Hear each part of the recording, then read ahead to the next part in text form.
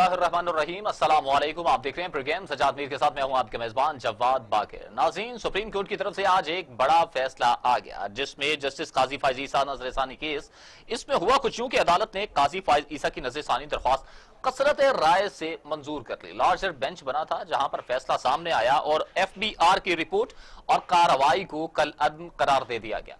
इसी से आज गुफ्तगू का आगाज करेंगे। हमारे साथ वीडियो लिंक पर हैं पाकिस्तान के नामवर दानिश्वर, कालम नगार, तज्जियाकार सज्जाद मीर साहब।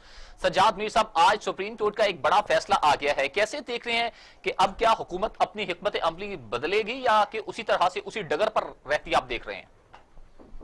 दरअसल ये एक बहुत तारीखी फैसला है जी। देखा जाए तो ये तो रेफरेंस टाइप किया गया था ना जी काजी फाइज ईसा के खिलाफ, और ये कहा गया था कि इन्हें गोया बरतरफ किया जाए। उन्होंने फाइट किया, सुप्रीम कोर्ट में ले गए बजाय सुप्रीम जुडिशल काउंसिल के, उसको फाइट किया, और फाइट करने के बाद उस जजेस ने जो फैसला दिया उसमें एक बात ये थी कि मुकदमा तो एक तरह का कहा कि ये जो रेफरेंस है ये गलत है, लेकिन साथ ही एक उनका रेफरेंस भेज दिया CBR को। सही। और ये एग्जीक्यूटिव ऑर्डर के तहत गोया करने का फैसला था। CBR के चेयरमैन बदले गए और ऑफिसर्स का तबादला हुआ ताकि उसके मुताबिक कोई वो फैसला आ सके। सही। काजी फाइज ईसा की अहलिया को खास तौर पर टारगेट बनाया गया।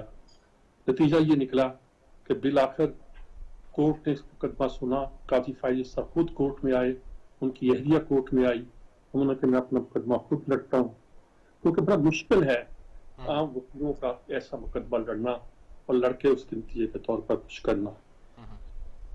तो उन्होंने बड़ी हिम्मत की और अदालत ने भी बड़े सोच समझ के फैसला दिया। अक्सरियती फैसला यही है कि काजी फाइज ईसा जो है वो जज रहेंगे, और न सिर्फ जज रहेंगे बल्कि उनके खिलाफ जो रेफरेंस है वो कलअदम हो जाएगा और उसका कोई फायदा नहीं होगा। ये एक तरह का सुप्रीम कोर्ट का अपने एक साथी के बारे में एक पॉजिटिव फैसला है। इसमें कितना प्रेशर था, कितना नहीं था, ये आप अंदाजा लगा सकते हैं कि जब से जब मुकदमा सुना है, चला है, किस हद तक ये कहाँ कहाँ अदलिया को फेस करना पड़ा, उन्होंने फेस किया। और मेरे ख्याल में अभी ये बड़ी जरूरत की बात है कि 6-4 के फैसले के साथ उन्होंने ये फैसला सुनाया है। अदलिया का वकार बुलंद हुआ है, यही कहा जा सकता है।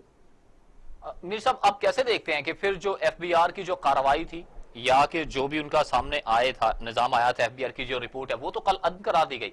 ये भी एक बहुत बड़ा सवालिया निशान नहीं है कि जो भी आपने कार्रवाई की FBR ने और जो रिपोर्ट तैयार की गई थी, तो यही बताया गया कि ये हुकूमत करवा रही थी सब कुछ, और उसको लगाया गया था कि ये आप ये फैसले करें, ये करें। तफसीली फैसला आ गया तो हो सकता है कि और सब बातें भी उसमें हों, लेकिन ये एक बड़ी जुर्रतमंदाना एक एफर्ट है जो काजी फाइज ईसा और उसकी फैमिली ने लड़ा है, और नतीजे के तौर पर वो कामयाब हुए हैं, सुरखरू हुए हैं। एक अच्छी बात है और इसकी जितनी अप्रिशिएट किया जाए वो कम है। अच्छा, जब इस केस को मीर साहब सुना जा रहा था तो बहुत से पॉइंट थे जो कि जस्टिस काजी फाइज ईसा साहिब की तरफ से उठाए गए थे, क्या उन पर भी अब गौर किया जाएगा या कि बस वो एक बात ही थे, मुकालमा था जो कि हो गया, बस खत्म हो गया? खैर वो तो फैसला हो गया ना जी, जो काजी फाइज ईसा कहता था पब्लिक किया जाए, ऑनलाइन लाइव इनको दिखाया जाए।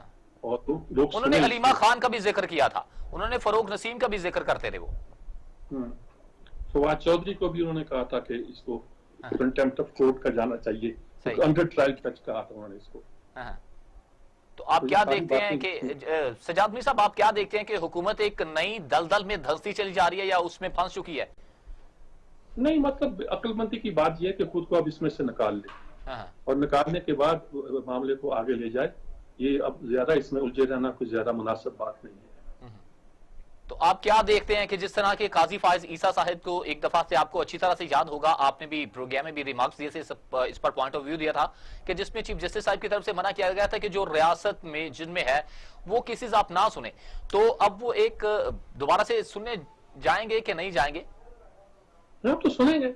सुप्रीम कोर्ट के जज है, वो सारी बात सुनेंगे। चीफ जस्टिस गुलजार अहमद ने अगर से ये राय दी थी, लेकिन उसके खिलाफ भी एक तरह की जजमेंट आ गई थी कि नहीं, ये बात दुरुस्त नहीं है, ये बात सही है कि वो जज हैं और सुनेंगे और उनको हक है कि वो मार्क्स दें। तो मेरे ख्याल में अदलिया ने बहुत हिम्मत से ये सारी चीज लड़ी है और डिपेंड किया है कि उसने किसी तरह से अपने साथी को सिर्फ बचाया नहीं बल्कि इंसाफ का बोलबाला किया है। تو آپ کیا دیکھتے ہیں کہ جو حکومت ہے اس سے یہ صاف واضح ہو گیا کہ یہ صرف اور صرف انتقامی کارروائی کی طرف سے ہے، ان کی کوئی پرسنل گرج کی طرف جا رہے تھے یہ؟ انڈرسٹوڈ ہے جی. ہاں قاضی فائز صاحب کا تو کیس ہی کچھ نہیں بنتا نا جی. ہاں ہاں وہ آپ نے ان کے خلاف بنایا ہے. فیض آباد دھرنے پر جو ان کا ججمنٹ تھی، بڑی سخت ججمنٹ تھی. ہاں اگر اس پہ عمل کیا ہوتا تو آج حالات مختلف ہوتے. دھرنا پہ جو ان کا فیصلہ تھا وہ بڑا اہم فیصلہ تھا. ہاں اس پہ عمل کیا جاتا تو ملک کے حالات مختلف ہوتے. اب ہمارے سارے اداروں کو چیزوں کو سوچنا پڑے گا کہ کیسے ہم دیکھ کر اس کو آگے بڑھ سکتے ہیں. یہ تو میر صاحب، یہ تو پیپلز پارٹی بھی بارہا مرتبہ کہہ چکی ہے کہ نیشنل ایکشن پلان پہ عمل پیرا نہیں ہوا جا رہا. اب اکثر جو جسٹس قاضی فائز عیسیٰ کی مثال ان کا فیصلہ کوٹ کرتے ہیں. جب یہ اب بھی بات ہوئی ہے تحریک لبیک کے حوالے سے تو وہ تمام پیرائے کو ملحوظ خاطر رکھتے ہوئے حکومت آگے بڑھے گی، یا کہ انہیں بس اسی طرح سے ڈال دے گی؟ یہ صرف یہ دیکھے گی کہ کہہ کون رہا تھا، یہ نہیں دیکھے گی کہ کہہ کیا رہا تھا. حکومت انہیں فکس ہے. حکومت کے لیے کوئی رستہ نہیں ہے، انہیں رستہ نکلے گا ان کے لیے. وہ پھنسے ہوئے ہیں. لیکن یہ ہے کہ قاضی فائز عیسیٰ جو ہے وہ اس میں سے صاف نکل گئے ہیں. اور ان کی اہلیہ کے بارے میں بھی جو کیا گیا تھا وہ انہوں نے ایک قانون دان کی طرح مقدمہ لڑا ہے نا جی. کہ آپ کیا اختیار ہے کہ آپ میرے خلاف انکوائری کرتے تھے؟ آپ کو کس نے اختیار دیا تھا کہ آپ یہ سب کریں؟ اور میری اہلیہ کے کیس کو میرے ساتھ نفی کرنا یہ کہاں کی انصاف پسندی ہے؟ وغیرہ وغیرہ. یہ بہت ساری باتیں جو اس میں آئی ہیں. اس لحاظ سے قاضی فائز عیسیٰ ایک بہت ہی معتبر انداز ہے ان کا، اور اس لحاظ سے انہوں نے بڑا کام مارکا اثر کیا ایک طرح سے کہا جا سکتا ہے. تو آپ کیا دیکھتے ہیں کہ اگر ججز کے خلاف بھی، ایک سپریم کورٹ کے جج ہیں ان کے خلاف بھی اس طرح کی صدارتی، یعنی کہ یہ ریفرنس اگر دائر کرتی رہی حکومت، اس سے پہلے بھی آپ نے ایک مثال آپ کے سامنے بھی ہے، پرویز مشرف کے صاحب کے دور میں بھی فروغ نسیم صاحب گئے تھے کس طرح سے، پھر اور بھی دیگر واقعات ہیں. تو یہ حکومت آخرکار کرنا کیا چاہتی ہے؟ یہ کہ اپنا پریشر بڑھانا چاہتی ہے، اپنی مطلب کی چیزیں کرنا چاہ رہی ہے؟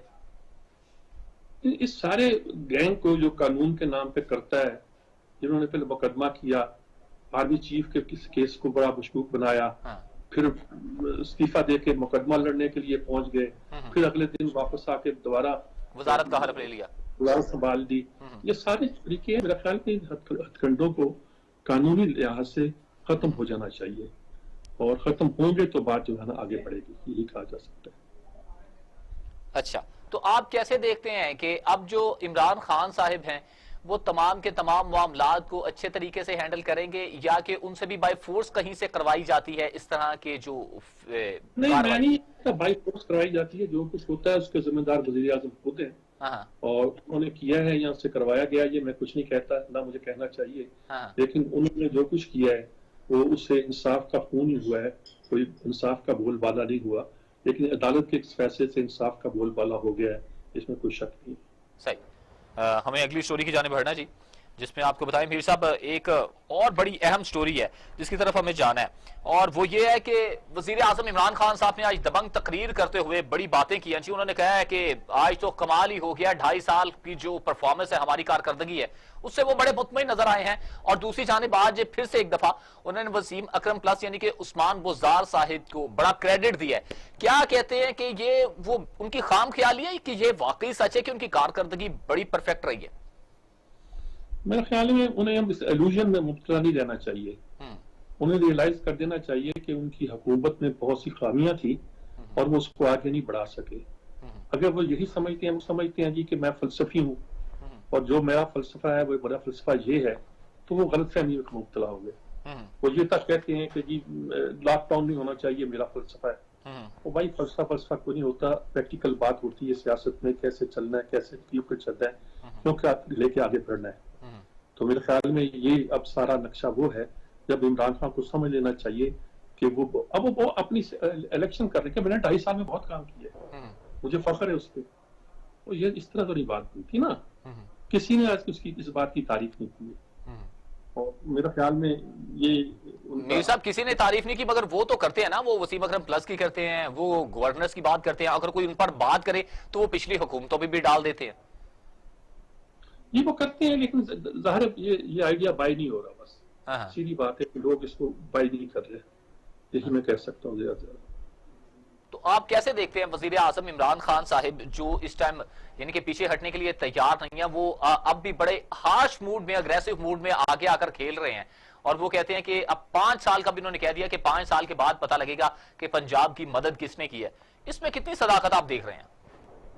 پنجاب کی ایسی کر دی انہوں نے جی, اور جنوبی پنجاب کا جو بھی انہوں نے کھڑا چایا ہوا ہے وہ بھی پوری طرح کرنا نہیں آ رہا ہے ان کو. اس طرح تو صوبے تقسیم نہیں ہوا کرتے نا جی, اور اس طرح تو معاملات جو ہیں وہ آگے نہیں بڑھا کرتے.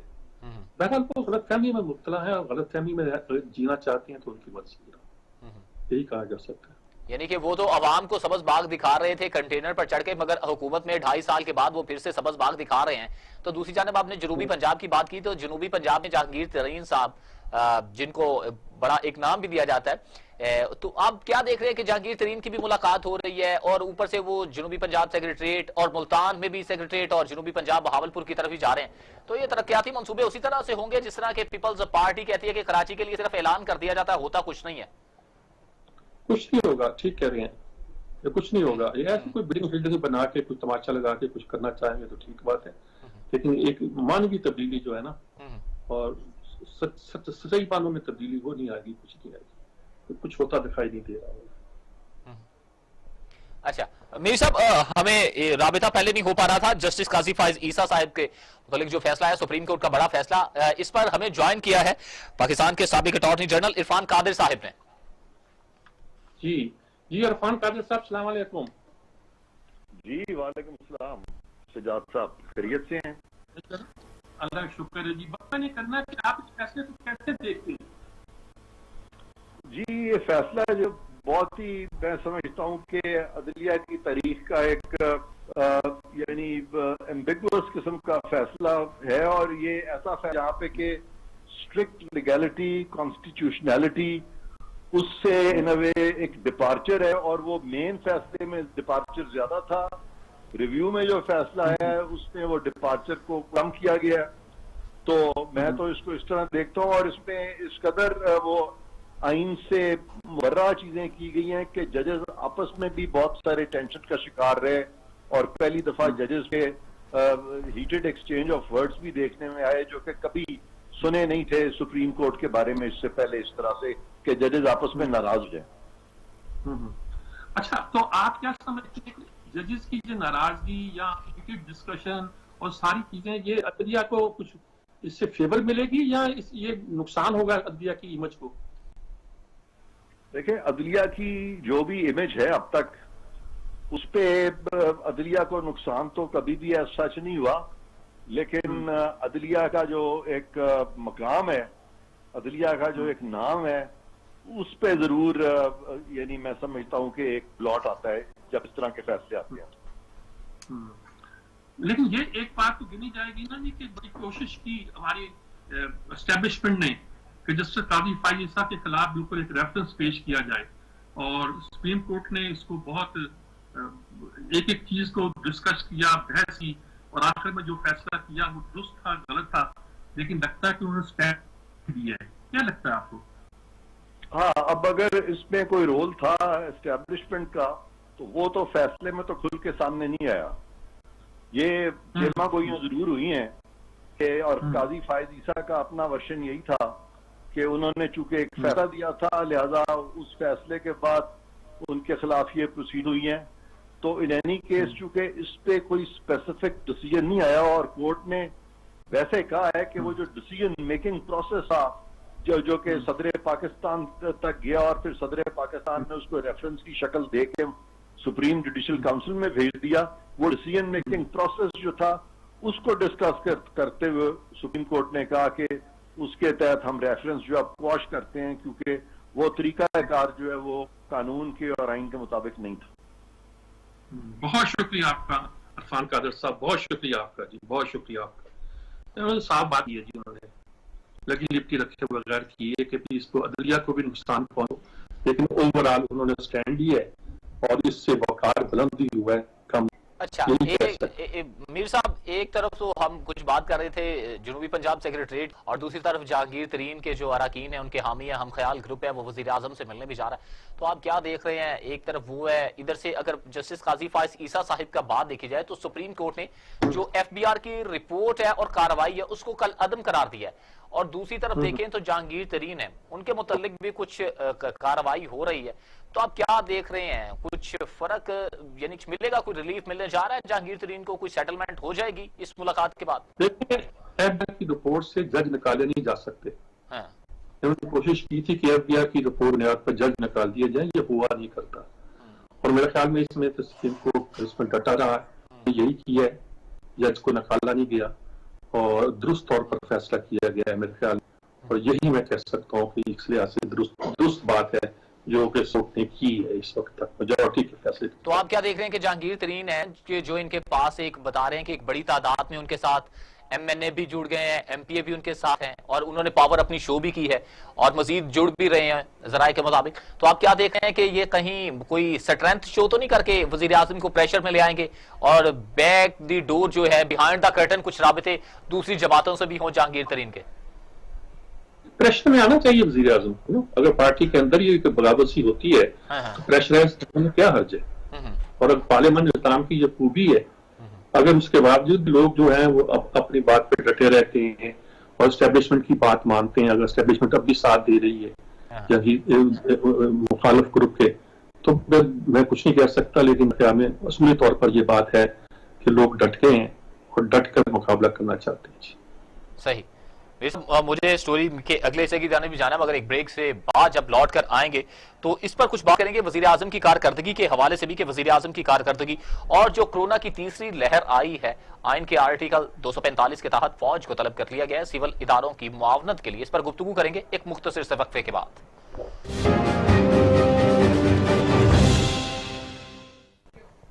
Welcome back. میرے صاحب، کراچی میں این اے 249 میں ضمنی الیکشن ہونے جا رہے ہیں. تمام جماعتیں ہیں وہ سر توڑ کوشش کر رہی ہیں اس واقعے کو ون کرنے کے لیے. آپ کیا دیکھ رہے ہیں کہ کون جیتے گا؟ مفتاح اسماعیل بھی بڑے ایکٹیو نظر آ رہے ہیں. مریم نے جانا تھا مگر کووڈ کی وجہ سے وہ نہیں جا سکی. انہوں نے باقاعدہ طور پر بتایا کہ یہ صورتحال بڑی کشیدہ ہے. کیا دیکھ رہے ہیں آپ؟ نہیں، اس میں کوئی شک نہیں ہے کہ یہ بہت کانٹے کا مقابلہ ہے اور یہاں شہباز شریف 100 ووٹوں سے ہارے تھے. صحیح. یہاں رواج میں گئے تھے. اصل واقعہ کوئی ایسا اہم نام نہیں ہے کہ وہ جیت سکتے. اور اعجاز شفیع کی یہ کانسٹیٹوینسی تھی، ایک طرح کی پنجابی کانسٹیٹوینسی سے الگ کی پنجابی، اور وہاں ان کا اثر تھا اور محفوظ کانسٹیٹوینسی، اس لیے شہباز شریف وہاں سے لڑے تھے. لیکن ظاہر ہے کہ ان کو جیتنے نہیں دینا تھا، نہیں دے گا. اس وقت مقابلہ کانٹے کا ہوگا یقینی طور پر، کیونکہ اس بات کا امکان نہیں ہے کہ پیپلز پارٹی جہاں ایک طاقت رکھتی ہو اور وہاں کے لوگ جو ہیں پیپلز پارٹی کو ووٹ دیں. عام طور پر ٹریڈیشنلی وہ اس کے حق میں نہیں ہے. ایسی صورت میں پاکستان مسلم لیگ کے لیے ایک بہت بڑا چانس ہے کہ وہ یہ الیکشن جیت سکتے ہیں. اچھا میر صاحب، ہمیں 249 پر گفتگو کرنے کے لیے موجود ہے ٹیلی فون لائن پر تجزیہ کار سالک مجید صاحب نے ہمیں جوائن کیا. جی سالک مجید صاحب، السلام علیکم. وعلیکم السلام میر صاحب. سالم، کیا صورتحال ہے؟ میر صاحب صورتحال دلچسپ ہے کیونکہ ایک ٹرائی اینگل بنی ہوئی ہے. یہاں پہ 3 بنیادی جماعتیں تھیں جن کے لیے سمجھا جا رہا تھا کہ یہ کنٹیسٹ میں رہیں گی فائنلی. پہلے تو ڈیفینڈنگ پارٹی ہے یہاں پہ. ظاہر ہے کہ فیصل واڈا صاحب نے سیٹ خالی کی ہے تو پی ٹی آئی کوشش کرے گی کہ یہاں سے اپنی سیٹ کو ریٹین کرے. اس کے سامنے مسلم لیگ نون ہے. پچھلی دفعہ شہباز شریف یہاں سے کچھ 700-750 ووٹوں سے ہارے تھے اور مفتاح اسماعیل ہیں اور وہ کافی ہاٹ کینڈیڈیٹ سمجھے جا رہے ہیں. اور تیسرے نمبر پی ایل پی اس زمانے میں بھی تھی، اس وقت بھی ان کا کینڈیڈیٹ ہے، لیکن چونکہ ان کے ساتھ یہ پورا ہوا ہے کہ جماعت کو کالعدم قرار دیا گیا، دھرنا ہوا، احتجاج ہوا اور موجود ہے بہرحال الیکشن میں اور اس کے سمپیتھی بھی ہیں. اور اس کے بعد ہے حکمراں پارٹی پیپلز پارٹی جو صرف ایک مرتبہ 2008 میں یہاں سے اس علاقے سے جیتی تھی جب بے نظیر بھٹو کی شہادت ہوئی تھی اور اس کے بعد ایک خاص قسم کا ماحول تھا. اس میں قادر پٹیل یہاں سے جیتے تھے. ادروائز یہاں پہ ایم کیم 2 دفعہ ٹف ٹائم دے چکی ہے. ایک دفعہ سلمان مجاہد صاحب 2013 کا الیکشن جیت بھی چکے ہیں یہاں سے. اور اس کے علاوہ اس علاقے سے مسلم لیگ نون کے جو کینڈیڈیٹ ہوا کرتے تھے اعجاز شفیع، وہ 2 مرتبہ جیتے. تو اب یہ صورتحال کافی دلچسپ ہے کہ یہاں اعجاز شفیع بہت مضبوط کینڈیڈیٹ ہوا کرتے تھے. جی ہاں، وہ کافی عرصہ یہاں پہ کام بھی انہوں نے کیا تھا. ان کے اس علاقے میں بہت بڑی فیکٹری بھی تھی اور انہوں نے یہ زیادہ تر علاقہ جو ہے یہ لیبر کلاس کا ہے. بلدیہ ٹاؤن، سعید آباد، یہ سارا آپ جانتے ہیں، جو مجاہد کالونی اور دہلی کالونی، جو اس طرح کے جو چھوٹے چھوٹے علاقے ہیں، یہ سارے لیبر محنت مزدور کا طبقہ ہے. یہاں پہ ایتھنیکلی بھی بڑی ڈیوائڈ ہے. یہاں پہ پشتون بھی ہیں، یہاں پہ سرائکی بھی ہیں، یہاں پنجابی، کشمیری، ہزارہ، اردو اسپیکنگ. تو یہاں کافی جو ہے وہ واضح تفریق بھی ہے، زبان کی بنیاد پر بھی، علاقے کی بنیاد پر بھی. اور مذہبی ایک فیکٹر ہے یہاں پہ، ووٹ بینک بہت بڑا ہے جس میں بریلویوں کا بھی ہے، سنی تحریک کا بھی ہے. اس میں کافی سارے فیکٹرز ہیں جو یہ سارے مل ملا کے الیکشن کے نتیجے پہ اثر انداز ہوتے ہیں.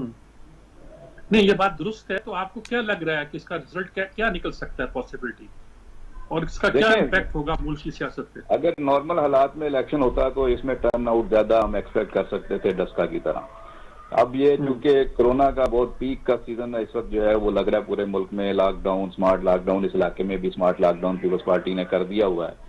اور 3 جماعتیں الیکشن کمیشن میں گئی تھیں الیکشن ملتوی کرانے کے لیے، جس میں خود پیپلز پارٹی تھی، MKM تھی، اور اس میں تیسری جماعت بھی تھی. تو یہ 3 پارٹیاں نہیں چاہ رہی تھیں کہ الیکشن 29 کو، جس کی وجہ سے مسلم لیگ نون اور مصطفیٰ کمال جو ہیں PSP کے، وہ خود بھی لڑ رہے ہیں الیکشن. تو وہ سمجھ رہے تھے کہ جی ہماری پوزیشن اچھی ہے، اس لیے جو لوگ الیکشن سے بھاگ رہے ہیں وہ شکست دیکھ کر بھاگ رہے ہیں.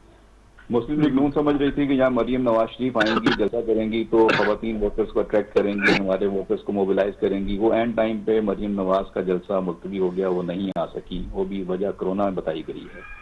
پھر یہ رمضان کے موقع پہ الیکشن ہو رہا ہے، اسمارٹ لاک ڈاؤن ہے. اس میں فیکٹر یہی لگ رہا ہے کہ ووٹنگ کی شرح کم ہوگی. تو ووٹنگ جو ہے وہ ہر الیکشن میں ہم نے دیکھا ہے کہ جنرل الیکشن میں جیتنے والے کے ووٹوں کی تعداد کم ہوتی رہی ہے، بائی الیکشن میں مزید کم ہوگی. تو کنٹیسٹنٹ زیادہ ہیں، 30 کے قریب لوگ الیکشن لڑنے کے لیے آ گئے، آزاد امیدوار بھی ہیں، بہت ساری پارٹیاں جو ہیں وہ آمنے سامنے ہیں. اب PDM کا جو ایک کرائسس آیا ہے اس میں لوگ الگ الگ ہوئے ہیں. پہلے توقع کی جا رہی تھی مسلم لیگ نون کی طرف سے کہ پیپلز پارٹی ان کو سپورٹ کرے گی، لیکن اب ایسا نہیں ہے. وہ الگ الیکشن لڑ رہے ہیں. اور ANP نے PDM سے الگ ہونے کے باوجود مسلم لیگ نون کے کینڈیڈیٹ کو سپورٹ کیا ہے. ANP یہاں پر مقامی طور پر مسلم لیگ نون کو سپورٹ کر رہی ہے. مقابلہ جو ہے وہ PTI مسلم لیگ نون کے درمیان ہے بنیادی طور پہ. جی درست فرمایا آپ نے. تو اس کا مطلب ہے کہ یہ الیکشن جو ہے کراچی میں خاصی ہیٹ جنریٹ کر رہا ہے، اور اس کے نتائج جو ہیں وہ مانی خیز رہیں گے میرا خیال میں. یہی خیال ہے آپ کا؟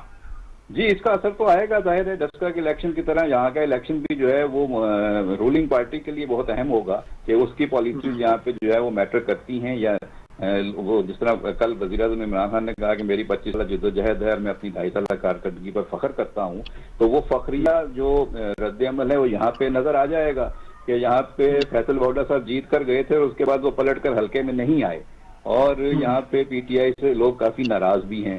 لیکن جو ایک فیکٹر PTI کا جو پشتون بیلٹ کا ہے وہ باہر انٹیکٹ نظر آتا ہے. دیکھنا یہ ہے کہ اب یہاں پر کس طریقے سے لوگوں کا رد عمل سامنے آتا ہے، کیونکہ بنیادی مسائل حل نہیں ہوئے ہیں. نہ پیپلز پارٹی نے کیے ہیں صوبائی حکومت میں رہ کر، نہ PTI نے کیے ہیں وفاقی حکومت میں رہ کر. اس شہر نے PTI کو 20 میں سے 14 MNA دیے، لیکن ان MNAs نے کراچی کی حالت بدلنے میں کتنا کردار ادا کیا ہے یہ ووٹرز کے جواب سے پتہ چل جائے گا 29 تاریخ کو. جی بالکل صحیح. سالک مجید صاحب آپ کا بہت شکریہ ہمیں وقت دینے کے لیے کہ جو کراچی کا NA 249 میں ضمنی انتخابات ہونے جا رہے ہیں، یہی ہے کہ 2 جماعتیں آمنے سامنے ہیں، جن میں ایک طرف پاکستان مسلم لیگ نون ہے اور دوسری جانب ہے وہ PTI ہے. فیصل فابدہ نے یہ سیٹ چھوڑی تھی تو اس کے بعد اب ادھر جو ہے مقابلہ بڑا کانٹے کا متوقع ہے. 2 دن باقی ہیں، دیکھتے ہیں کہ کون میدان مارتا ہے. اور جو بنیادی سہولیات ہیں ان کے متعلق بڑے بڑے دعوے کیے جاتے رہے، مگر اب یہ دیکھنا ہے کہ ان دعووں پر پورا اترتا بھی ہے کون کہ نہیں اترتا. جبکہ 2008 میں قادر پٹیل صاحب نے، جبکہ پیپلز پارٹی کی حکومت آئی تو اس وقت قادر پٹیل صاحب نے یہ سیٹ ون کی تھی، تو اس کے بعد 2 دفعہ اعجاز شفیع صاحب بھی یہ سیٹ ون کر چکے ہیں. اور آپ یہ بھی بتائیں کہ یہ صورتحال ایک بڑی دلچسپ بھی بنتی جا رہی ہے NA 249 کے حوالے سے. ہمیں اگلی سٹوری کی طرف جانا ہے. پہلے میر صاحب سے میں کانٹیکٹ کر لوں. میر صاحب آپ ہمیں سن پا رہے ہیں؟ اچھا، میر صاحب نہیں ابھی ہمیں سن پا رہے. جی ہم دوبارہ سے رابطہ ان سے بحال کرنے کی کوشش کرتے ہیں. اور اگلی سٹوری یہ ہے کہ کورونا کی تیسری لہر ہے، اس میں سول اداروں کی معاونت کے لیے تیار ہے فوج. آج میجر جنرل جو ہیں اور DGI SPR major general Babar Iftikhar صاحب نے واضح طور پر بتا دیا کہ ہم جو اس وقت کریٹیکل سچویشن چل رہی ہے، پینڈیمک کرونا کی صورتحال ہے، کووڈ-19 کی صورتحال ہے، اس میں ہم سول اداروں کی معاونت کے لیے تیار ہیں، جبکہ 16 شہروں میں فوج تعینات کر دی گئی ہے اور اس کے لیے فلیگ مارچ بھی شام کے وقت ہوا، یعنی کہ 6 بجے کے قریب فلیگ مارچ کیا گیا۔ اور یہ ہے کہ جو ایس او پیز ہیں، کرونا ایس او پیز بنائے گئے ہیں، ان پر عمل درآمد کرنے کے لیے فوج کو بلایا گیا۔ اس سے پہلے اگر بات کریں تو گزشتہ چند روز قبل اسلام آباد میں یعنی کہ شہر اقتدار میں بھی فوج کو طلب کیا گیا، جہاں پر انہوں نے کرونا ایس او پیز کو سامنے رکھتے ہوئے اس پر عمل درآمد کرنے کے لیے کچھ ایکشن بھی لیا، وہ بھی سامنے آئے اور اس کی فوٹیجز بھی سامنے آئیں کہ کس طرح سے جو لوگ ماسک نہیں استعمال کر رہے، سوشل ڈسٹنس نہیں رکھ رہے، ان پر جو ان کو کرنے کے لیے، ان پر عمل پیرا کروانے کے لیے فوج کو بلایا گیا ہے۔ سول اداروں کی معاونت کرے گی فوج آ کے، جیسا کہ آپ کو پہلے بھی ناظرین موجود ہے کہ کوئی بھی مشکل وقت ہو، ہر دم فوج کے جو ہراول دستے ہیں وہ تیار رہتے ہیں، پاکستانی عوام کے لیے ان کے شانہ بشانہ کھڑے ہوتے ہیں، بلکہ فرنٹ فٹ پر آ جاتے ہیں۔ اسی طرح سے اب بھی یہ جو صورتحال ہے، حکومت نے یہ فیصلہ کیا تھا کہ فوج کو طلب کیا جائے اس صورتحال پر۔ اور دوسری جانب اگر بات کی جائے تو وزیر اعلیٰ سندھ مراد علی شاہ بھی بڑے ڈسٹرب اور بڑے ناراض نظر آئے ہیں۔ انہوں نے کہا کہ یہ بالکل نہیں ہونا چاہیے، اگر حکومت یعنی کہ وفاق ہے وہ نہیں اگر سٹیپ لیتی ہیں تو پھر ہم بھی کوئی نہ کوئی سٹیپ لیں گے، کیونکہ وہ کہتے تھے کہ ان کو فوری طور پر یہ سٹیپ لینا چاہیے، اب بہت دیر ہو چکی ہے۔ انہوں نے کہا پھر ہم یعنی کہ اپنی کابینہ میں بیٹھیں گے، پھر سمری پاس کی جائے گی اور پھر وفاق کو بھیجیں گے یعنی کہ فوج کو طلب کرنے کے لیے، کیونکہ صورتحال یہاں پر بھی بڑی ڈسٹرب ہے۔ جبکہ آکسیجن کی بات کی جائے تو آکسیجن کے معاملے میں بھی بہت جو کریٹیکل سی سچویشن سامنے آ رہی تھی، آکسیجن کے متعلق بھی مختلف قسم کے بیانات سامنے آ رہے تھے۔ اگر کمپیریزن کیا جائے تو وزیر اعظم صاحب نے کہا تھا کہ اگر ہم نے احتیاط نہ برتی، اگر ایس او پیز پر عمل نہ کیا تو پاکستان میں بھی جو صورتحال ہے وہ بھارت جیسی ہو جائے گی، اس لیے ہمیں احتیاط برتنا ہوگا۔ جبکہ اسد عمر صاحب نے وزیر اعظم عمران خان صاحب کو بریفنگ دیتے ہوئے کہا تھا، یہی کرونا صورتحال پر بریفنگ دیتے ہوئے کہا تھا کہ جن جو علاقے ہیں بلکہ جو سٹیز ہیں وہاں پر جن علاقوں میں غالباً 9% انہوں نے کہا تھا کہ 9% اگر کسی میں یعنی کہ شرح ہے کرونا کی تو ان شہروں میں لاک ڈاؤن کر دیا جائے۔ جبکہ صوبائی ٹرانسپورٹ ہے وہ بھی 2 روز کے لیے بند کی جا رہی ہے، اور جو ہفتہ اتوار آپ کو پتہ ہے ویسے ہی بند ہے، اور صبح سحری سے لے کر شام 6 بجے تک مارکیٹس اور ڈائننگ ان بند کر دی جا رہی ہے، اور ڈائننگ بند کر دی گئی ہے، جب صرف ٹیک وے کا جو معاملات ہیں وہ چلیں گے۔ اس میں صرف اور صرف یہ ہے کہ عوام کو بھی کچھ چیزیں سامنے رکھتے ہوئے یہ چیز سامنے رکھنی ہوگی کہ اب ہمیں کرونا کے لیے احتیاط کرنی، اس سے احتیاط جو ایس او پیز بنائے گئے ہیں، سوشل ڈسٹنس ہے، ماسک ہے اور اس کے علاوہ ہینڈ سینیٹائزر ہے، یہ استعمال کرنا ہوگا۔ اگر حکومت نے یہ چیزیں بنا دی ہیں، ایس او پیز آپ کو بنا دی ہیں، تو اس پر عمل پیرا کرنا ہوگا۔ جبکہ دوسری جانب واک ان ویکسینیشن کا عمل وہ بھی شروع کر دیا گیا ہے۔ آپ کو یہ مناظر جیسا کہ آپ دیکھ رہے ہیں کہ یہ ان کا جو فلیگ مارچ ہے وہ پورے لاہور یعنی کہ کیا گیا ہے۔ جو آج بابر افتخار صاحب major general D G S P R, انہوں نے کہ فوج کو جو ڈپلائڈ کیا گیا ہے وہ آرٹیکل 245 کے تحت کیا گیا ہے، جس میں سول اداروں کی معاونت کے لیے ہمارے دستے وہ ساتھ ہوں گے، سول اداروں کے ان کی معاونت کریں گے۔ عوام کو بھی اب یہ خیال کرنا چاہیے جو کرونا ایس او پیز ہیں ان پر عمل درآمد کر کے ہی اپنی جان کو محفوظ بنایا جا سکتا ہے۔ ہمارے ساتھ ٹیلی فون لائن پر ہیں جی۔ اچھا جی، میں آپ کو بتاؤں کہ جو صورتحال ہے وہ اتنی کروشل ہو چکی ہے کہ فوج کو بلانا پڑ گیا ہے۔ اسی پر گفتگو کریں گے، مگر اس سے پہلے آپ کو ایک اور بھی بات بتاتا چلوں کہ اس سے بھی جو امپورٹنٹ سٹوری ہے جس میں اگلی جانب ہم پڑھیں گے وہ ہے دہشت گردوں کا دوبارہ منظم ہونا پاکستان کے لیے سب سے بڑی تشویش ہے۔ یہ کس نے کہا اور اس کے اثرات کیا ہو سکتے ہیں، یہ ہم گفتگو کریں گے اس پر ایک بریک کے بعد، ایک مختصر سا وقفہ جی۔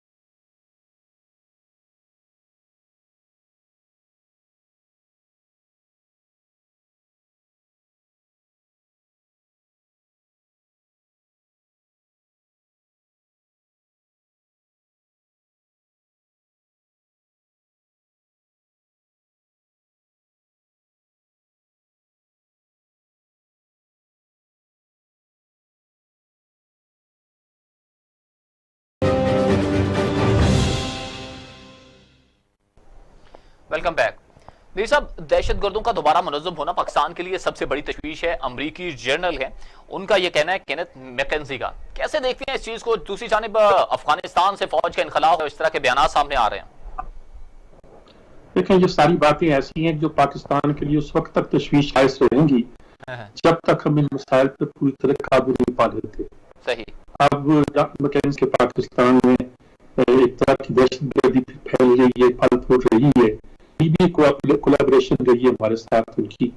अगर ये बात दुरुस्त है तो मेरा ख्याल तशवीशनाक बात है और हमें गौर करना चाहिए कि इसका हल क्या है। मीर साहब, इसी पर हमें यह है माहिर बैनुल अक़वामी अमूर मोहम्मद मेहदी साहब ने जी मैं देंगे आपको इस तबसरे पर, इस बात पर, इस एनालिसिस पे। सज्जाद मीर साहब, मैंने आपकी बात पूरी सुन नहीं सका, आप तो मुझे बताएं कह रहे हैं। ये हम बात कर रहे हैं कि किसी अमेरिकी जनरल ने कहा है कि पाकिस्तान में दोबारा दहशतगर्दी जो है जड़ पकड़ रही है। ये कहा जाए तो इसके यकीनी तौर पर पाकिस्तानियों के लिए तशवीश का बायस है। आप क्या कहते हैं? रहीम मीर साहब, बिल्कुल ये बात दुरुस्त है और ये बहुत अरसे से महसूस थी। और अगर आप इसको इस तरह मिला के देखिए कि हमारे वजीर दाखिला ने भी कहा कि तालिबान के जितने पाकिस्तानी ग्रुप थे वो सब मुत्तहिद हो गए हैं और उन्होंने हमारे बड़े शहरों के अंदर जो है वो दहशतगर्दी का खतरा है। और फिर आपने इस तरह सरीना होटल के अंदर वाकया हुआ और अब इस बात में कोई शक नहीं है कि टारगेट जो थे वो चीनी सफीर थे, वो कुछ लम्हे लेट की वजह से ये ना हो सका।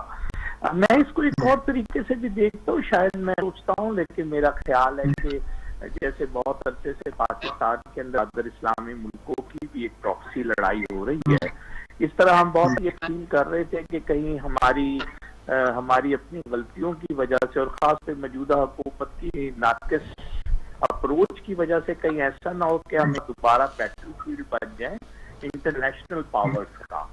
और ऐसा लग रहा है कि हम आहिस्ता आहिस्ता ये जंग जो है ये हमारे खित्ते की लड़ी जाएगी और ये एक बहुत ही खतरनाक बात है। और आपने देखे अमेरिकन जो हैं वो बार बार इस किस्म के बयानात दे रहे हैं कि अफगानिस्तान के हालात खराब हो जाएंगे, वहाँ पे दाइश और अलका दोबारा से वो हो जाएगा और इसका असर जो है वो काबुल हुकूमत पे भी पड़ेगा और उनके पड़ोस पड़ेगा।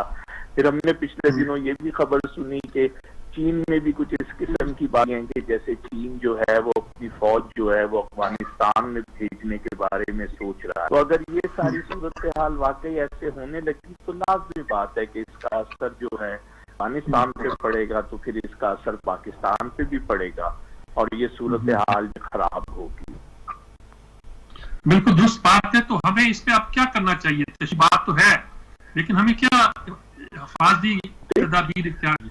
देखिए, इसमें सबसे अहम बात तो ये है कि जिस वक्त तक हम सब जो पॉलिटिकल फोर्सेज हैं और जो हमारी दूसरी इंतजामी फोर्सेज हैं, जब तक उस पर नहीं होती और एक बात को नहीं सोचती और इसको क्लियर नहीं करती कि पाकिस्तान की बुनियादी पॉलिसी क्या होगी और इसमें कंफ्यूजन बरकरार रहती है कि हम अचानक जो हैं वो कश्मीर पे हिटलर कहते रहे मुल्क पर और अचानक अब हमें पता चला है कि कश्मीर पे तो हमारी बातचीत हो और हमने तो कश्मीर पर मजीद आगे जाना है और इस मौजू के ऊपर इख्तिलाफी बात ना की जाए, या इस तरह की बात हो रही है कि तालिबान जो हैं उनके हवाले से कोई भी मुस्बत बात ना की जाए। तो ये वो जो सारी चीजें कंफ्यूजन को दूर करना पड़ेगा और हमें एक छत के नीचे बैठना पड़ेगा हर किस्म के लोगों को।